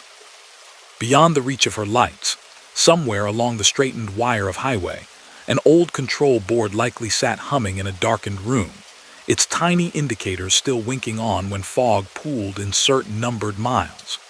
Somewhere, in the layered air over the plains, a voice tuned itself to nights like this, keeping gentle watch over travelers who kept their hands steady and trusted the solid, painted path beneath their wheels. Story number 7. The interstate dropped out of the hills and into low farm country, where fields lay flat and featureless on either side of the pavement, all their detail swallowed by fog. It had come in early that evening, gathering first along the drainage ditches and irrigation canals, then spilling up and over the road until the highway seemed to be cutting a corridor through a pale, shifting sea.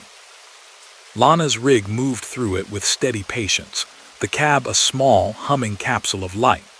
The dash glowed a soft amber, every gauge where it belonged, needles holding their positions like well-trained sentries.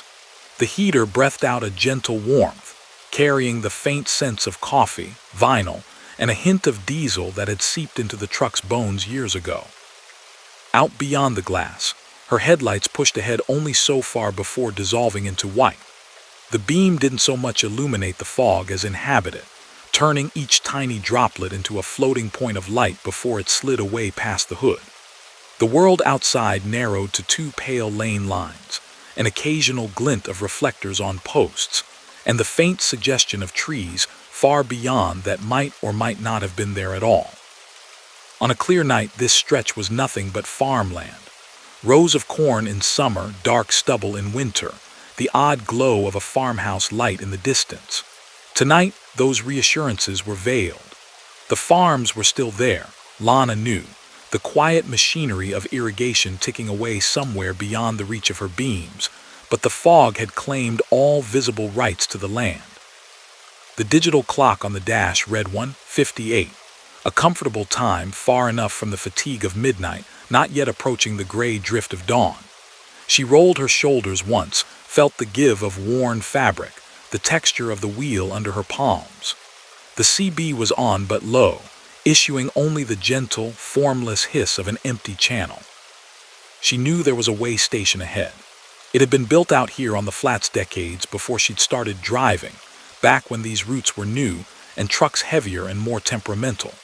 Even after most runs had gone to bypasses and electronic logs, the old place had lingered on in her memory. The square building of brick and glass, the long, low canopy over the scale, the familiar pattern of deceleration and stop-under lights that broke up the night. She hadn't seen it open in years. The last few times she'd passed this way, the overhead sign had been dark, its message boards blank, the driveway barricaded by a strip of reflective tape and a pair of lonely orange barrels. Rumor had it the whole facility was slated to be torn down, the land repurposed for something newer, shinier. Still, habit was strong. When the faint, rectangular glow of an overhead sign began to bloom out of the fog ahead, her foot lifted automatically from the accelerator. The sign's green face emerged, its white letters sharp in the mist. Way station 1 mile. Open when flashing. The yellow lights mounted above the sign were on, their slow, deliberate pulse softened by the fog into gentle blurs. Lana frowned, a small line etching between her brows. Maybe they'd opened it again, she thought. Maybe the news about the closure had been exaggerated, or maybe budgets had changed. It happened. The road, like everything else, breathed in and out. Half a mile later, another sign materialized. Scale's icon, arrow, the words "all trucks next right." Its reflective surface shone new and unweathered in her beams. She glanced quickly at the shoulder as she passed, expecting to see the usual barricade tape fluttering lazily between posts. There was nothing, just a clean, empty driveway cutting off to the right into thicker fog. She clicked on her blinker. The quiet tick-tick filled the cab for a moment, slightly louder than the engine's murmur. The truck eased onto the exit ramp, tires humming over the subtle change in texture from mainline interstate to the slightly rougher access road. The fog thickened, rolling in soft, dense layers around the cab, muting even the sound of her own exhaust off the invisible trees. Ahead, the way station appeared by degrees. First the glow of sodium lamps, halos in the mist. Then the faint, squared-off silhouettes of signs and canopy supports. Finally, as she drew closer, the shape of the building itself. Brick lower half, big front windows, a low overhang. Lights shone inside, steady and yellow. Lana slowed, the engine braking gently, and guided the rig up onto the approach. The scale deck lay beneath the canopy, its surface dark with moisture. Green light proceed, the sign above her lane said, the letters old-fashioned and comforting. Beside it, a red light stop lamp remained unlit.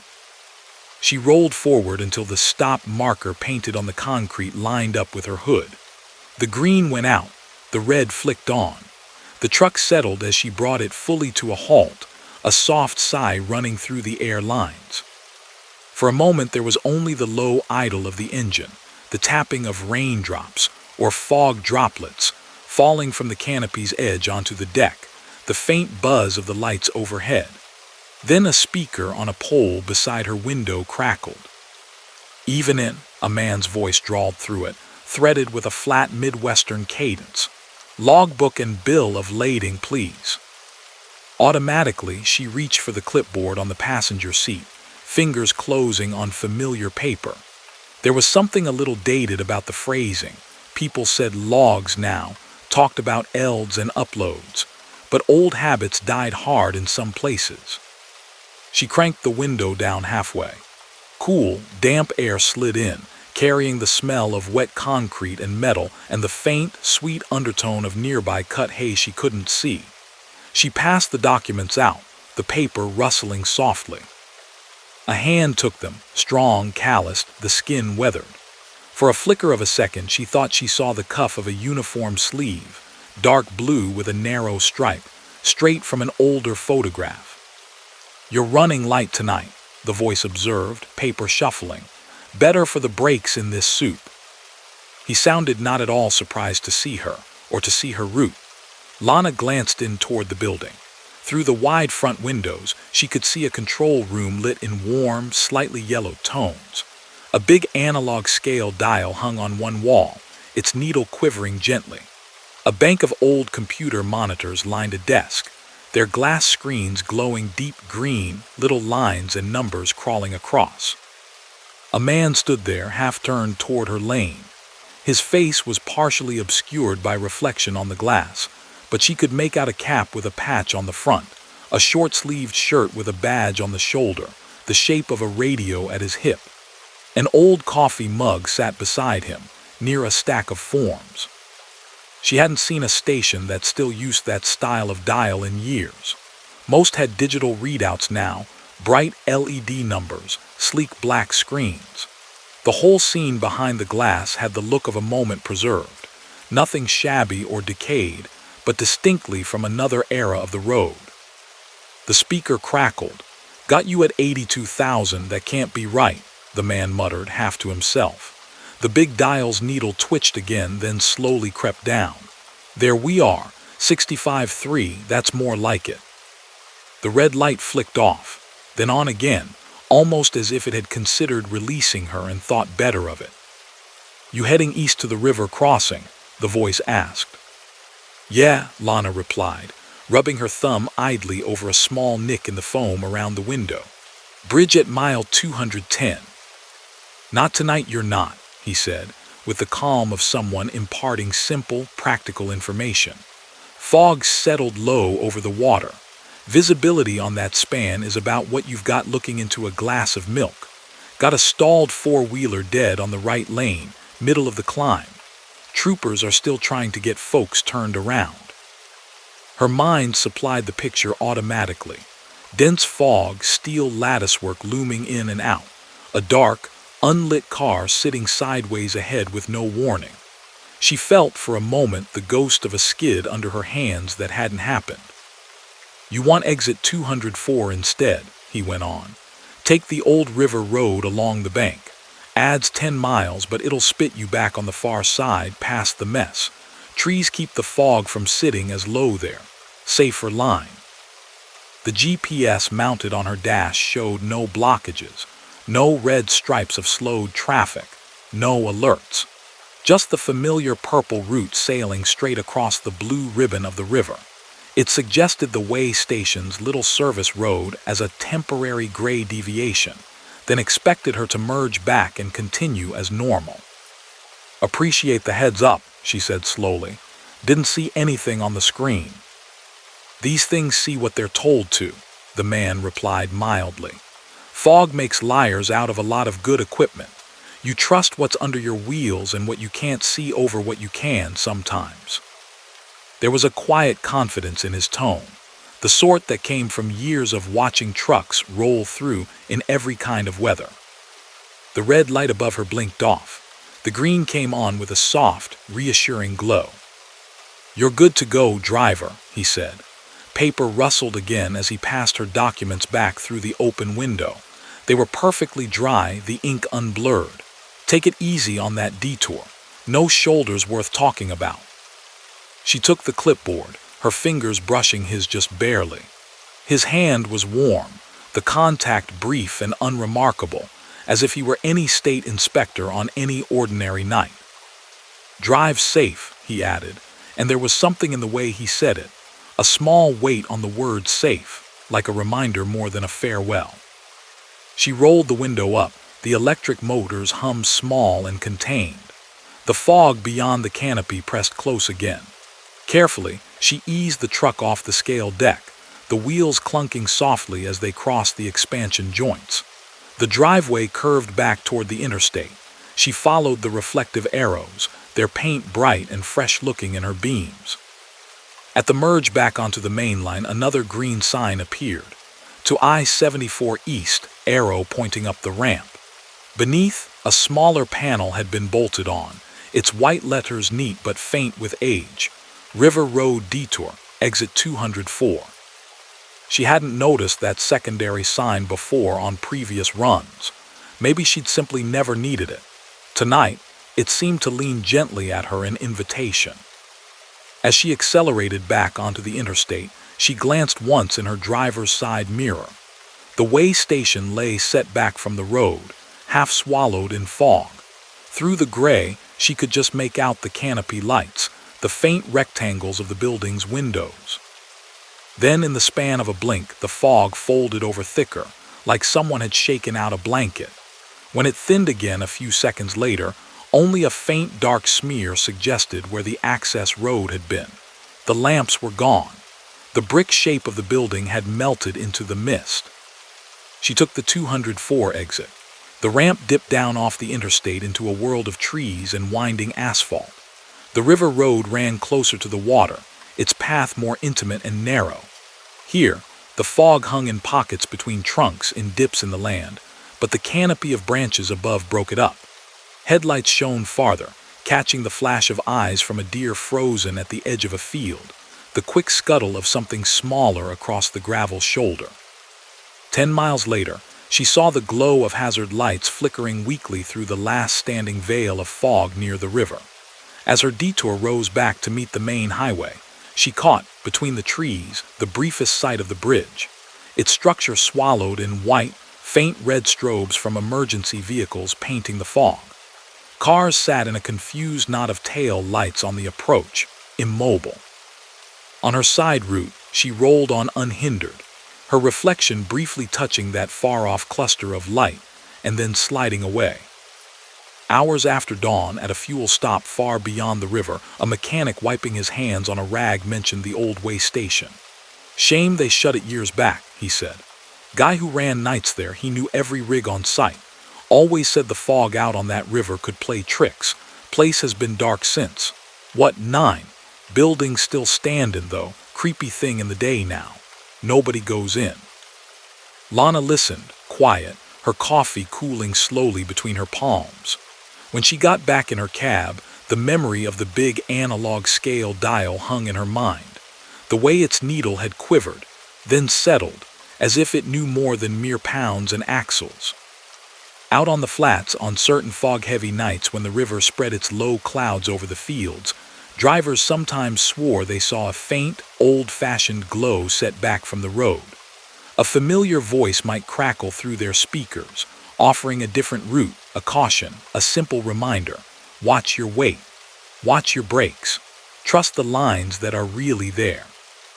Then, as quickly as the fog lifted, the little detour would be gone, and the highway would be once more just concrete and painted stripes, stretching ahead into the plain, ordinary dark. Story number 8. The dam lake lay somewhere out in the darkness to his right, calm and unseen, its cold breath pulling a low fog out across the hills.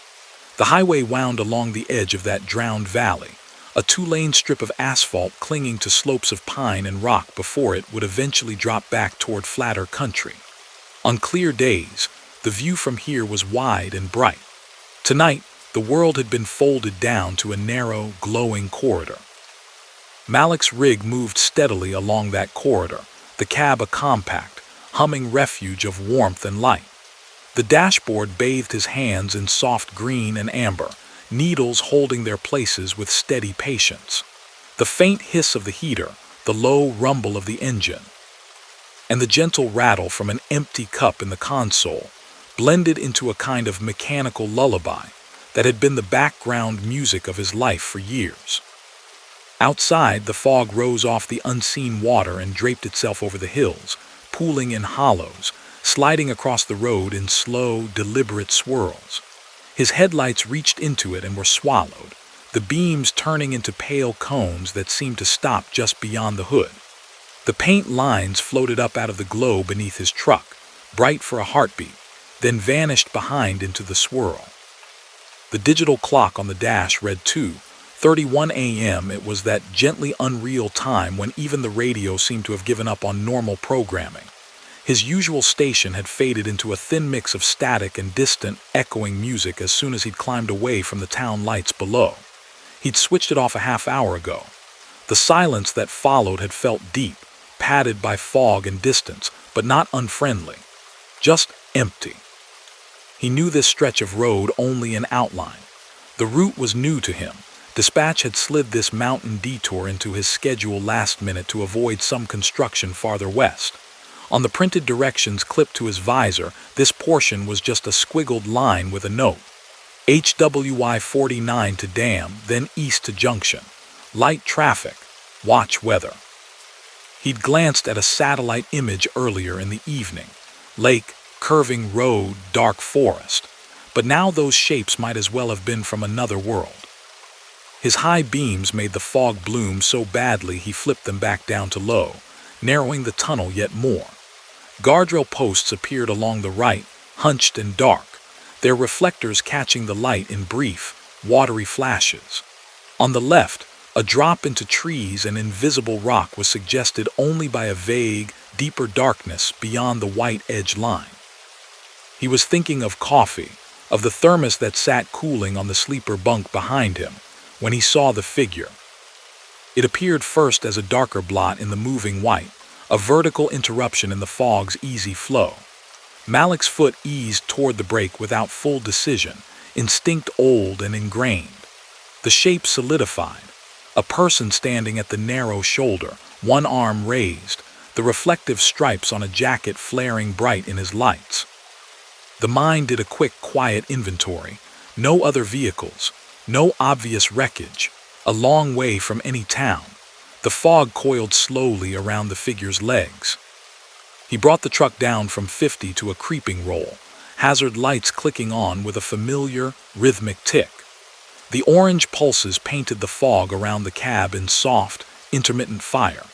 He eased the rig as far right as he dared without inviting the guardrail to inspect his trailer. The figure stepped back a pace from the road, as if leaving him room. The reflective jacket was the kind road crews wore, high visibility yellow with wide silver bands. A hood shaded the face. A backpack slumped against the figure's shoulders, dark and damp with mist. The posture was patient, composed, not the flailing, panicked energy of someone in immediate danger. Malik set the parking brake, feeling the soft tug as the big machine settled. For a second he sat with his hands on the wheel, listening to the engine idle and the fog slide against the glass. Then he thumbed the passenger window down an inch.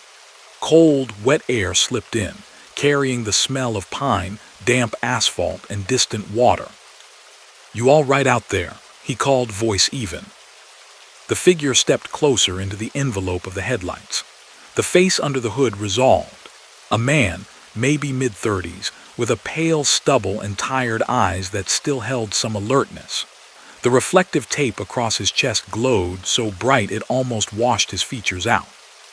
"Sorry to flag you down," the man said, voice muffled slightly by the damp fabric. "Didn't mean to spook you. Didn't think anyone be coming through here this late." The accent held a hint of local, vowels with the gentle bend of these hills. "Fog like this I'm surprised too," Malik replied. "You stranded." The man gave a small, self-deprecating half-smile. "You could say that." He glanced back over his shoulder at the darkness that fell away toward the unseen lake. Road washed out about half a mile ahead. Slide took a chunk of it. You won't see it till you're right on it in this soup. Malik's eyes narrowed slightly. He'd seen plenty of warning signs for slides earlier in the night, yellow diamonds with cartoon boulders tumbling, but no closures, no alerts on his navigation. The printed sheet on his visor had said nothing about washouts. "You sure?" he asked. "No barricades, no cones." "Nothing you'd see in time," the man said quietly. "Locals have been trying to wave folks down when we can. Only way east from here tonight's the old service road back at mile 216. It climbs above the slide and drops you back near the junction. Kind of a forgotten thing. GPS doesn't like it much." Malik thought back. He did remember a side road a few miles behind, a narrow strip vanishing up into trees, marked by a small, weather-worn sign he hadn't fully read. At the time, it had been just another unimportant detail sliding past in the white. "Pulling a full load," he said. "Service road up a mountain in the dark isn't my favorite idea." "Understood." The man's gaze was steady, unhurried. "But it's paved and it's clear. Couple tight turns, but nothing you and that rig can't handle if you take it slow. Straight ahead. He let the sentence trail off, his eyes flicking out into the fog where the road disappeared. You don't want to be on that piece of asphalt when the rest decides to join the lake. Something, not the words, not alone, but something in the way he said it settled deep under Malik's ribs. A quiet, old warning. This is the way that is still whole. You local? Malik asked. Was, the man answered, with a faint curve to his mouth that might have been humor, might have been something else. Know these hills pretty well. Fog curled in through the cracked window, lacing the cab air with a chill. Malik's mind cycled through possibilities. An overcautious local, an exaggeration, someone playing Samaritan with half the picture. But beneath all that, another sense worked, an almost physical awareness of weight and angle and what his gut thought of the road ahead. Something in him shied away from the slope that was now hidden entirely beyond the limited reach of his headlights. "What's your name?" he asked. "Evan," the man said. His eyes flicked up to the name placard clipped near the truck's center console, where Malika was printed in tidy block letters. "You've got a long way still to go, Malik." The way he used the name was simple, almost absent-minded, the way a scale inspector or fuel clerk might. But Malik couldn't remember showing any ID, and that placard was small, half in shadow. "You need a ride back to that service road?" Malik asked. Evan's gaze drifted past him, into the cab for a moment, over the lit gauges, the faint glow from the sleeper. Something softened in his expression, like someone looking into a house they once lived in. "Appreciate the offer," he said, "but I'm good right here. I'll turn folks around if I can." Rain or condensed fog ticked lightly on the hood. Somewhere far below, the lake's invisible surface shifted, sending up new tendrils of mist. "Take the 216 road," Evan said more quietly now. "When you get to the overlook near the top, don't stop long. Just enough to see what you need to see, then keep moving. Fog doesn't like to let go if you give it time." Malik felt his knuckles tighten once around the wheel, then release. Warnings on warnings. But there was no panic in the man's voice, only a kind of resigned, persistent care. "Okay," Malik said at last. "I'll trust you on this one." Evan's shoulders eased just a fraction, as if some small weight had shifted. "Good. You take care of that rig. There's a lot more miles ahead that still want you on them." He stepped back from the door, the reflective tape on his jacket catching the lights in one last bright flare. Malik rolled the window up again, the motor's quiet whir oddly loud. The cab sealed, the thin barrier between inside and out reasserting itself. The fog pressed its cool face against the glass once more. He eased off the brake, nudged the truck forward. In his mirrors for a few seconds, the figure remained a vertical smear of brightness in the white, standing at the roadside, one hand lifted in a small, almost casual farewell. Then the bend of the road and the density of the fog conspired to erase him. At mile 216, the service road appeared exactly where Evan had said it would. A modest green sign emerged from the mist, "Service route, authorized vehicles." The white arrow beneath pointed up a narrow cut into trees. The asphalt there was older, patched in places but intact. The truck's tires changed tone as they left the main highway, the sound becoming slightly rougher, more intimate. The fog thickened at first under the trees, then broke into ragged veils as he climbed. The road twisted, yes, but predictably, following the contours of the hill. Near the top, a gravel pullout opened to the right, marked by a weather-beaten wooden rail. Beyond it, the fog thinned just enough to hint at distance. Malik hesitated, then eased the truck onto the flat, careful not to crowd the edge. He killed his headlights and for a moment sat in a soft, luminescent hush. The fog around the cab glowed faintly with reflected light from the instrument panel. He took the flashlight from its clip and stepped down carefully to the ground. The air up here was sharper, colder, scented with pine resin and damp stone. The fog pooled waist-high, leaving the dark shapes of tree trunks rising above it like quiet sentinels. He walked toward the overlook rail. The gravel crunched softly under his boots. Through a thinning cut in the mist, the valley below revealed itself in pieces. A pale smear where the highway clung to the slope. A black, still ribbon of the dam lake. Closer in, a gap in the road's pale line. A darkness interrupting the curve where something had given way. Even in this light, he could see the slightly different texture where fresh break met older surface. The far shoulder hung in the air, unsupported. No barricades, no flares. He stood there a long moment, breath rising in small clouds. Far below, a faint glow moved along the intact section of highway. A pair of headlights, tiny at that distance, pausing, turning, tracing a careful arc back the way they'd come. Someone else had been warned. Beside the overlook near the rail, a small cluster of objects sat half-hidden in moss. A faded plastic bouquet. A weathered picture frame faced him, its back warped by 1,000 temperature swings.